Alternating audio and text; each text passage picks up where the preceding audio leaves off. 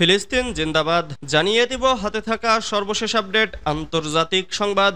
প্রথমেই সংবাদ শিরোনাম, পাকিস্তানকে কঠোর হুঁশিয়ারি ভারতের। এরপর জানিয়ে দিব ইসরায়েলে ফের ক্ষেপণাস্ত্র হামলা। এদিকে ইউক্রেনকে ছাড়াই সৌদিতে যুক্তরাষ্ট্র রাশিয়ার বৈঠক। আরও জানিয়ে দিব ইসরায়েলের বিরুদ্ধে বিশেষ ব্যবস্থা নেওয়ার হুমকি ইরানের। সর্বশেষ জানিয়ে দিব পাকিস্তানে হামলা ভারতকে বড় দ্বিধায় ফেলেছে। এতক্ষণ শুনছিলেন সংবাদ শিরোনাম, এবারে বিস্তারিত।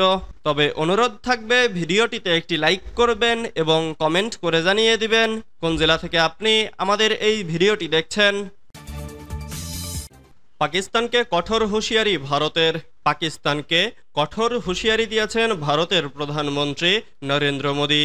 তিনি বলেন, ভারতের অধিকারে থাকা নদীগুলোর পানি পাকিস্তান পাবে না। বৃহস্পতিবার 22 মে বার্তা সংস্থা রয়টার্সের এক প্রতিবেদনে এ তথ্য জানানো হয়েছে। মোদী বলেন, ভারতের অধিকারে থাকা নদীগুলোর পানি পাকিস্তান পাবে না। গত মাসে ভারত শাসিত কাশ্মীরে একটি সন্ত্রাসী হামলার পর ভারত 1960 সালে বিশ্বব্যাংকের মধ্যস্থতায় স্বাক্ষরিত সিন্ধু পানি চুক্তি স্থগিত করার ঘোষণা দেয়।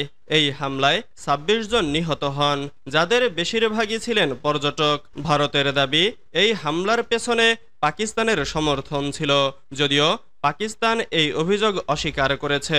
এই ঘটনার পর দুই পারমাণবিক শক্তিধর প্রতিবেশী দেশের মধ্যে প্রায় 3 দশকের মধ্যে সবচেয়ে তীব্র সামরিক সংঘর্ষ শুরু হয়, যা 10 মে একটি যুদ্ধবিরতির মাধ্যমে সাময়িকভাবে শান্ত হয়। রাজস্থানে একটি জনসভায় মোদী বলেন, প্রতিটি সন্ত্রাসী হামলার জন্য পাকিস্তানকে ভারী মূল্য দিতে হবে। পাকিস্তানের সেনাবাহিনী এবং অর্থনীতি এর মাসুল গুনবে। এনডিটিভি জানিয়েছে, সিন্ধু চুক্তির মাধ্যমে পাকিস্তানের 80% কৃষি জমিতে পানি সরবরাহ করে। এসব পানি ভারত থেকে প্রবাহিত 3টি নদী থেকে আসে। তবে পাকিস্তানের অর্থমন্ত্রী এই মাসে বলেছেন, চুক্তি স্থগিতের ফলে তাৎক্ষণিকভাবে কোনো প্রভাব পড়বে না। ভারতের পররাষ্ট্রমন্ত্রী এস জয়শঙ্কর ডাচ সংবাদ মাধ্যম এনওএসকে বলেন, বর্তমানে কোনো গোলাগুলি হচ্ছে না এবং সৈন্যদের কিছুটা পুনর্বিন্যাস করা হয়েছে। তবে সন্ত্রাসীদের বিরুদ্ধে অভিযান অব্যাহত রয়েছে। যদি সন্ত্রাসীরা পাকিস্তানে থাকে, আমরা তাদের সেখানেই আঘাত করব। ইসরায়েলে ফের ক্ষেপণাস্ত্র হামলা। ইয়েমেন থেকে ইসরায়েলকে লক্ষ্য করে একটি ক্ষেপণাস্ত্র ছোড়া হয়েছে। ক্ষেপণাস্ত্রটি মাঝ আকাশে ধ্বংসের দাবি করেছে ইসরায়েলের সামরিক বাহিনী। ক্ষেপণাস্ত্রটি ছোড়া হয় বৃহস্পতিবার ভোরে। এরপরই সতর্কতামূলক সাইরেন বেজে ওঠে ইসরায়েলের মধ্যাঞ্চলে। বার্তা সংস্থা রয়টার্সের এক প্রতিবেদন থেকে এই তথ্য জানা যায়। এই ঘটনায় আতঙ্ক ছড়িয়ে পড়ে রাজধানী তেল আবিব সহ আশেপাশের এলাকায়। হাজারো বাসিন্দাদের সরানো হয়েছে নিরাপদ স্থানে।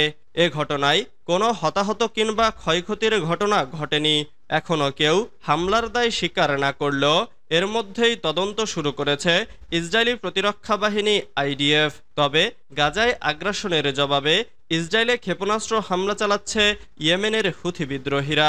ইসরায়েলি বাহিনী এক বিবৃতিতে বলেছে, কিছুক্ষণ আগে মধ্য ইসরায়েলের বেশ কিছু এলাকায় সাইরেন বাজানোর পর ইয়েমেন থেকে ছোড়া একটি ক্ষেপণাস্ত্র প্রতিহত করা হয়েছে। ইসরায়েলি সেনাবাহিনীর ম্যাগন ডেভিড অ্যাডম জরুরি পরিষেবা জানিয়েছে, ক্ষেপণাস্ত্রটিতে কেউ আহত হননি, যদিও আশ্রয় নিতে গিয়ে একজন আহত হয়েছেন। 2023 সালের অক্টোবরে ইসরায়েলি ভূখণ্ডে হামাসের মারাত্মক হামলার পর থেকে ইরান সমর্থিত হুথি নিয়মিতভাবে ইসরায়েল লক্ষ্য করে ক্ষেপণাস্ত্র এবং ড্রোন নিক্ষেপ করে আসছে। 2 মাসের যুদ্ধবিরতির সময় হুথিদের হামলা কিছুদিনের জন্য বন্ধ হয়ে যায়, কিন্তু মার্চ মাসে অবরুদ্ধ গাজায় ইসরায়েলের অভিযান আবার শুরু হয়। ইউক্রেনকে ছাড়াই সৌদিতে যুক্তরাষ্ট্র রাশিয়ার বৈঠক। ইউক্রেন যুদ্ধের অবসানের বিষয়ে সৌদি আরবের রাজধানী রিয়াদে প্রথমবারের মতো উচ্চ পর্যায়ের এক বৈঠক করেছেন যুক্তরাষ্ট্র ও রাশিয়ার কর্মকর্তারা। স্নায়ুযুদ্ধের দুই শত্রু ইউক্রেন ও রাশিয়ার যুদ্ধ অবসান নিয়ে মঙ্গলবার রিয়াদে ওই বৈঠক শুরু হয়েছে। তবে বৈঠকে ইউক্রেন কিংবা ইউরোপের কোনো দেশের প্রতিনিধিকেই আমন্ত্রণ জানানো হয়নি। রিয়াদে শুরু হওয়া বৈঠকে 3 বছর ধরে চলা ইউক্রেন রাশিয়া যুদ্ধের অবসান ও আমেরিকান রুশ সম্পর্ক পুনরুস্থাপনের বিষয়ে আলোচনা হওয়ার কথা রয়েছে। বৈঠকে রাশিয়ার প্রেসিডেন্ট ভ্লাদিমির পুতিন ও মার্কিন প্রেসিডেন্ট ডোনাল্ড ট্রাম্পের মাঝে দ্বিপাক্ষিক বৈঠক অনুষ্ঠিত হওয়ার পথ খুলে যেতে পারে।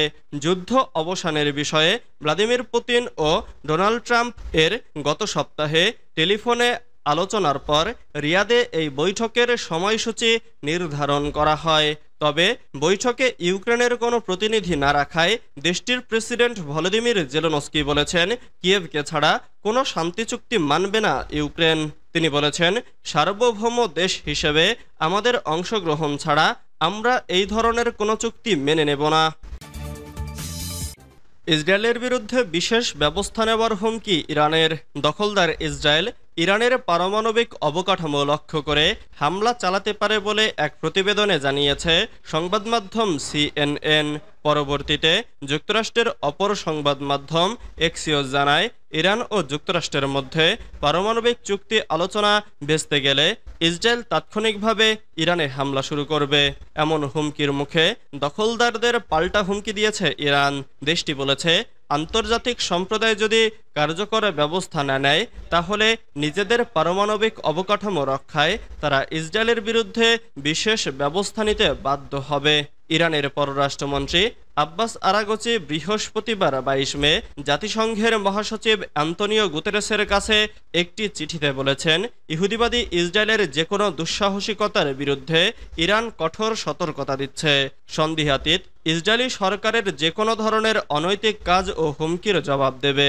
ইসরায়েলি হামলার বিরুদ্ধে কার্যকর ব্যবস্থা নিতে আমরা আন্তর্জাতিক সম্প্রদায়কে আহ্বান জানাচ্ছি।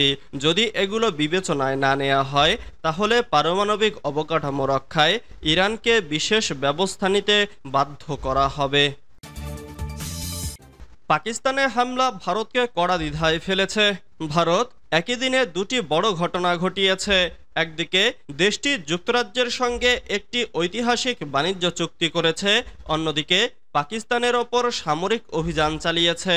তাই একথা বলাই যায়, ভারতকে এই সপ্তাহে ভবিষ্যৎ আর অতীত একসঙ্গে ধাক্কা দিয়েছে। ব্রিটেনের সঙ্গে এই চুক্তি 3 বছর ধরে আলোচনার পর হয়েছে। এটি এমন কয়েকটি চুক্তির একটি যেগুলো ভারত এখন যুক্তরাষ্ট্র ও ইউরোপীয় ইউনিয়নের সঙ্গেও করছে। এই চুক্তিগুলো ভারতের আন্তর্জাতিক অবস্থানের প্রতিফলন। এর মধ্য দিয়ে বোঝা যাচ্ছে একটি উদীয়মান শক্তি হিসেবে ভারতের গ্রহণযোগ্যতা বাড়ছে। কিন্তু সেই উন্নয়ন আর উত্থানের মধ্যেই ভারত আবার ফিরে গেছে পুরনো ঝামেলায়। দেশটি পাকিস্তানের সঙ্গে দ্বন্দ্বে জড়িয়ে পড়েছে। পাকিস্তানের মাটিতে ও পাকিস্তান নিয়ন্ত্রিত কাশ্মীরে ভারত সামরিক অভিযান চালিয়েছে। এই অভিযান দেখিয়ে দেয় ভারত এখনো নিজের পারিপার্শ্বিক অস্থিরতার মধ্যে আটকে আছে এবং ইতিহাসের কবল থেকে পুরোপুরি মুক্ত হতে পারেনি।